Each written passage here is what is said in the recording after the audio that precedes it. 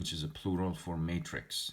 So let's start with chapter 7, and let's talk about a matrix. So a matrix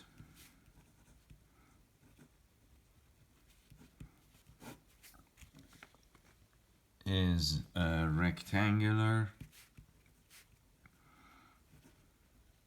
I hope everybody can read my beautiful handwriting.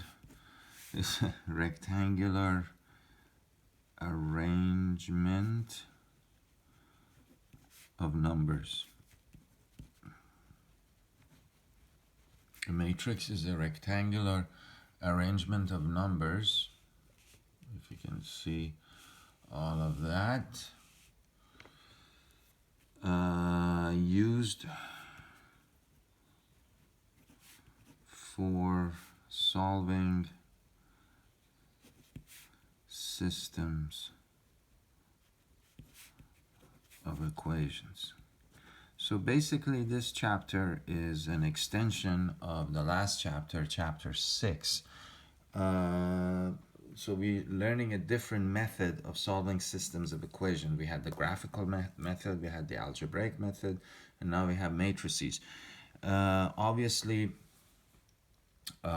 if you have the graphing calculator, you can just plug in the matrices there and use it. But we don't want to use the graphing calculator for the basics of it, so we can learn it. What is an example of a matrix? So for example, you can have a matrix that looks like this. Let's call it matrix A. We use brackets to identify the matrix. So let's say you have this. That's an example of a matrix. It's a rectangular arrangement of numbers. And every number inside the matrix is called an entry. So this has 6 entries. You can have different size matrix. And how do we define a size of a matrix? It's always the number of rows by the number of columns. So how many rows does this matrix have? It has 2. How many columns? It has 3. So the dimensions of this matrix is 2 by 3. 2 by 3. So the number of rows always come first, number of columns comes second. You can have another matrix that looks like square, or we call it square matrices, yeah, where the number of rows and columns are the same. Square matrix. So that's a 2 by 2, 2 rows, 2 columns. Or I can give you this. It's 1 by 1. 1 row, 1 column. So you can have different matrices with different dimensions. So every matrix has a dimension that is defined by the number of rows and the number of columns. So number of rows come first and the number of columns. Okay, if you have a square matrix like this one, we call this the diagonals. So from the upper left to the lower right, that's one diagonal, that's another diagonal. So these are all different examples of matrices. We have what we call an identity matrix. And an identity matrix could look like this, and we call it a capital, we designate it with the capital I. 1 0 0 1. Notice this diagonal is all ones, and you have 0 and 0. You can so this is a 2 by 2 identity matrix. You can also have a 3 by 3.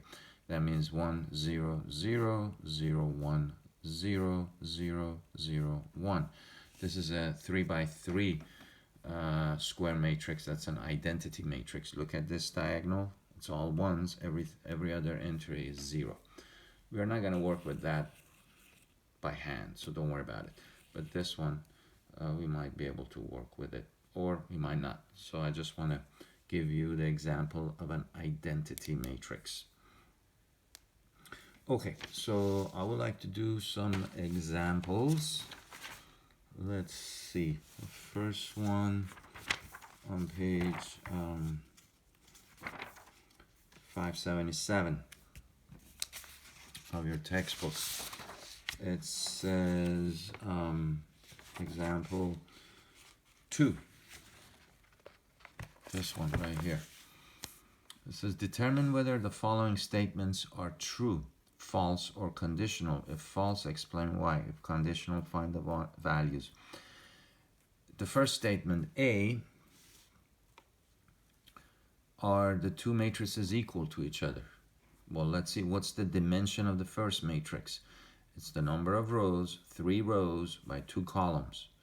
This is 2 rows by 3 columns, therefore it's false. They cannot be equivalent. They have to be, they have to have the same dimension, and also the entries, they have to be in the same position and equivalent. So you see 3, they should have been a 3 and a -2 and so forth. These guys, even though they have the same dimensions, look at this, 2 by 2, 2 by 2, but the entries are different. So 1 does not equal to -3, 4 does not equal to -2, sorry. -2 does not equal to 4, -3 does not equal to 1. So this is not, these two matrices are not equivalent either. Well, let's look at part C. Are they equivalent? Well, you have the dimensions here. That's 2 rows by 2 columns, 2 rows by 2 columns. So the dimensions are the same. But I got to find out what A and B and C is, right? So how do I find that? It's very simply, let me do it over here. 1 should equal to A minus 2 because they're in the same position. So what is A? A has to be 3. 4 has to equal to 2B, same position. Therefore, B has to be 2. And then -2 has to equal to C. So they would be equal to each other if A is 3, B is 2, and C is -2. So this is a conditional statement. These two matrices are equivalent to each other if those values, A is 3, B is 2, and C is -2. Otherwise, they won't be equal to each other. Okay. Now, let's see. Example 3. Now we can do operations by matrices just like numbers. So for example, if I give you matrix A to be 2, 1, 1, 6, 0, 0, I'm sorry, 6, 0, -3. I'm doing example 3 from page 578. And let's say I give you the other matrix, C, which is 3, -2, 1, 5, -4, 3. And I ask you to do the following operation, A plus C. Can I add these two matrices? Yes, I can, because they have the same dimension. 3 rows, 2 columns. 3 rows, 2 columns. So I can add them up. So you just add the entries. 2 plus 3 is 5. 6 plus -2 is 4. 1 plus 1 is 2. 0 plus 5 is 5. 1 minus 4, or 1 plus -4 is -3, and -3 plus 3 is 0. So there is your answer, your resulting matrix. Okay? All right. And then let's see. But what you have to be careful is that the order does matter. Let's say if I say A minus C in subtraction, A minus C is not the same thing as C minus A. So if I want to perform this operation, C minus A, so I'm going to write the C matrix first minus the A matrix. So what do I get? Since they have the same dimension, I can do the subtraction. So 3 minus 2, that gives me a 1. Negative 2 minus 6 gives me a negative 8. 1 minus 1 gives me a 0. 5 minus 0 gives me a 5. Negative 4 minus 1 gives me a negative 5. And 3 minus a negative 3. So you have a minus times a minus, that's plus. So that gives me a 6. So that's my final answer for C minus A. Now if I had A minus C, obviously I would get a different answer. Okay? All right. Now, sometimes you have what we call scalar multiplication. Now, scalar is just a constant that you're multiplying by a matrix. So, for example, if I had the same matrix A,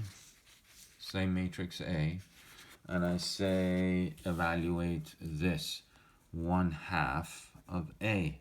So that will be 1/2 times the matrix 2, 6, 1, 0, 1, negative 3. So the 1/2 is a scalar, and there's multiplication. So you take this this number and multiply by every single entry. So 1/2 times 2 is 1. 1/2 times 6 is 3. 1/2 times 1 is 1/2. 1/2 times 0 is 0. 1/2, negative 3/2, and there's your answer. So that's scalar multiplication. And just like regular numbers, multiplication